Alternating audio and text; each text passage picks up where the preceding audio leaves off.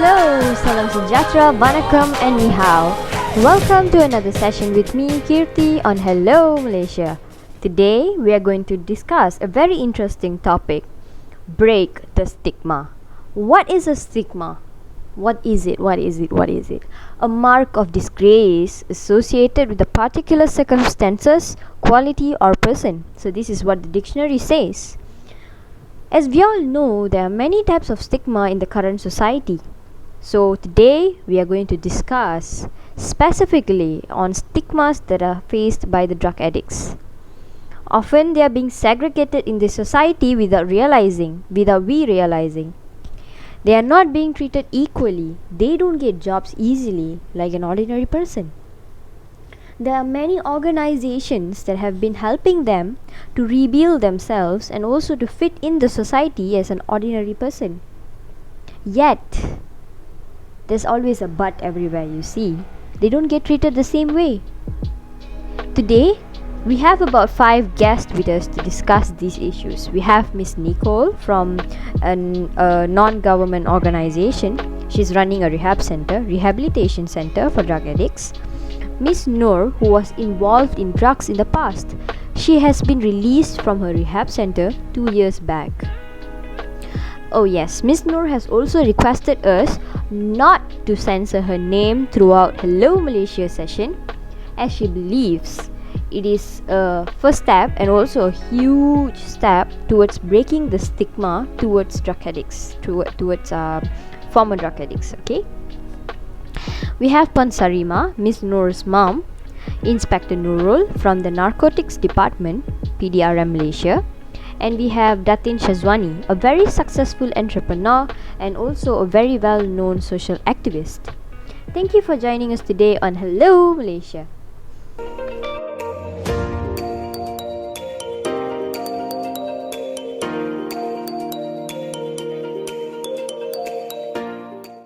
So, today, let's start off a session with hearing their side of stories. What made them, what moved them to actively participate in this social activity regarding breaking the stigma towards former prisoners and drug addicts. Let's start this session with Miss Nicole. So, Miss Nicole, what is your opinion? What is your story? The main purpose for me to build this NGO is to help the society to overcome the increased number of drug addicts. Besides that, my aim is also to educate the young generations and also adults' knowledge towards the pros and cons of drugs. For my NGO Rehabilitation Center, we have our duration of time given to all the drug addicts to improvise and cure themselves through education, moral support, guidance and counseling. Despite that, the NGO that I built has major support from the community where we are providing awareness on drugs to the society. The reason why I built an NGO rehabilitation center for drug addicts is because 10 years ago I was shut down to know that my son was a drug addict. I didn't know what to do due to the lack of knowledge regarding drugs and cures. I put my son in a rehab center and watched him cure. It took me almost 2 years to get him back on the right track. That is when I decided to educate myself regarding drugs and cure. That was an incident that moved me to start up a rehab to help and guide drug addicts to come back to the right path of life, just like how I guided my son. I decided to help many families out there that are hoping their child, spouse or parents to cure from this addiction. So now, let's hear it from Miss Noor, a former drug addict, a former prisoner. She has been out from rehabilitation center 2 years ago. Let's hear it from her. It all started in my first year in university. I think when I was about 20 years old, I had to cope with many assignments, classes, and my relationship problem. I feel lonely most of the time, and all these problems were a heavy burden to me that it completely stressed me out. I always ended up emotionally broken and tired. One of my friends kept insisting that I try Molly, which is classified as a type of ecstasy drug. So he told me that it helped me escape my problem and relieve me from it. After taking it, I did feel at ease, relief, daring, and even euphoric. I feel like this whole world is mine. It was my biggest regret. I wish I was mentally stronger to decline my friend's offer on that day. Maybe I would have been a better daughter to my mom. Maybe I would have been more successful. Maybe I would have become head of editor at the start as I was a journalism student. I would have earned a handful of benefit and supported my family if I said no on that day. Indeed, a huge regret that I wish I could reverse and change the whole incident. If you ask what I feel right now, I feel happy. Yeah, Alhamdulillah, happy and grateful that I have overcome this. I have already finished going through my rehab session for almost 1 year now. This 1 year did teach me a lot about life. Through this rehabilitation process, it helped addict to stop searching, compulsive drug use, and also abandoning drug addiction habits. From this rehab session and also a lot of support, I got a lot more positive, improving my health and also becoming a better person. This 365 day has taught me the beauty of life. Now, let's hear it from Puan Sarima, mother of Miss Nur.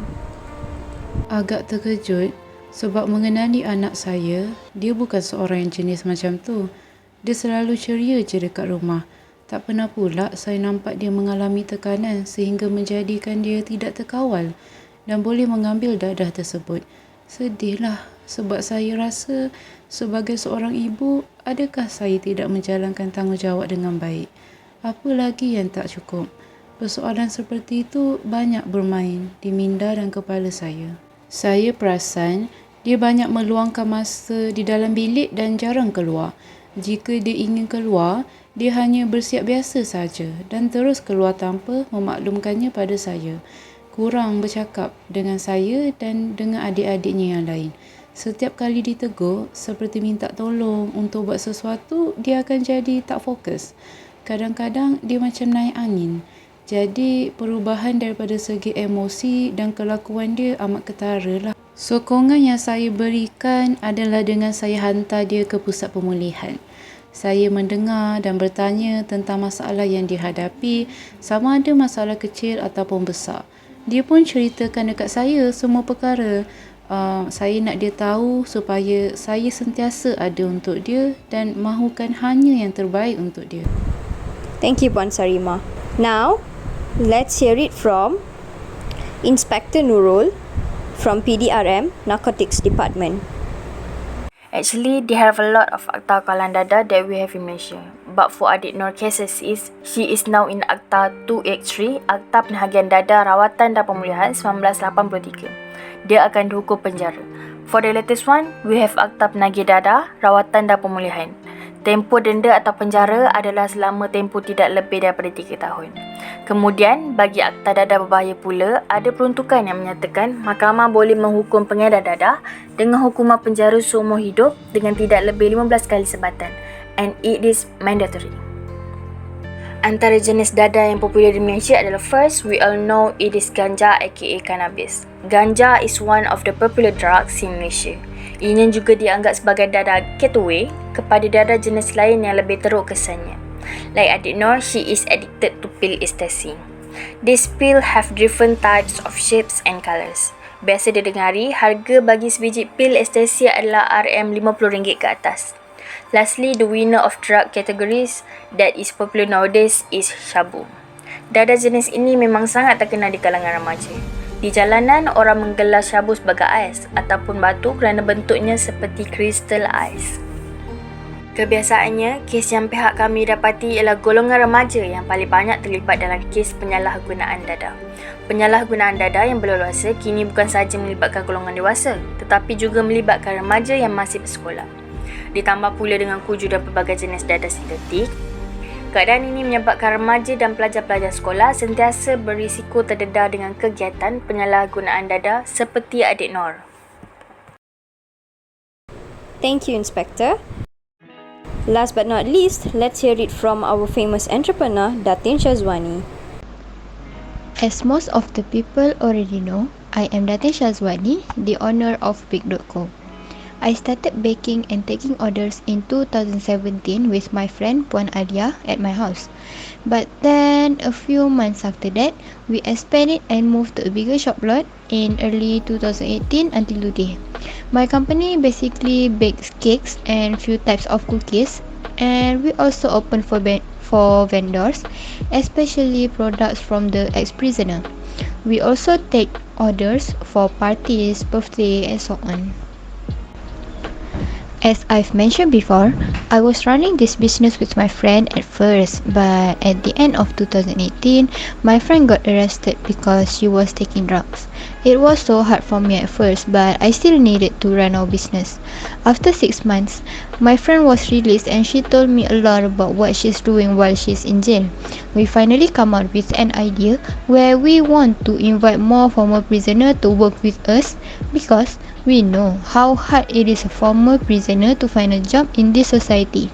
Until this day, I'm so grateful because all of my customers and people around me can accept my workers even though they were a former prisoner back then. They also treat them equally like normal people, and I'm so happy about it. I'm so glad that I'm able to give former prisoner a chance.